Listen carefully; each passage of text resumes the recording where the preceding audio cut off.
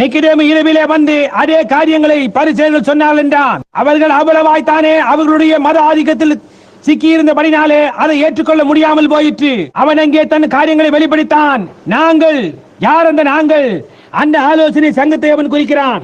நீர் தேவனிடத்திலிருந்து வந்த போதகர், தேவனுமோடு கூட இல்லாமல் இந்த காரியம் செய்ய முடியாது என்று நாங்கள் அறிவோம் என்று சொன்னான். அவர்கள் அதை அங்கீகரித்தார்கள், அவர்கள் அதை அறிந்திருந்தார்கள். ஆனால் அவர்களோ அதனோடு கூட அவ்வளவா இணைக்கப்பட்டிருந்தார்கள். தேவன் கடந்த 40 வருஷ காலமாக இந்த அமெரிக்கா தேசத்தை தானே பரிசுத்தாவின் அபிஷேகத்தினாலே அசைத்திருக்கிறார். ஆனால் ஸ்திரீயும் புருஷனுமாக இன்றைக்கு அதற்கு புறம்பாக இருக்கிறார்கள். ஏனென்றால் அவர்கள் இப்படிப்பட்டதான வேறொரு காரியங்களிலே தானே தங்களை சிக்கிக் கொண்டிருக்கிறபடினாலே இன்னொரு காலத்தினுடைய பொய் பிம்ப ஜீவிக்கிறபடினால் காரியம் என்ன? எல்லாரும் ஒரு மெத்தடிஸ்டாகவோ, பாப்டிஸ்டாகவோ, பிரஸ்பிட்டீரியனாகவோ, லூத்தரனாகவோ அல்ல ஏதோவாக இருக்க விரும்புகிறார்கள். பாருங்கள், அது இன்னொரு காலத்தினுடைய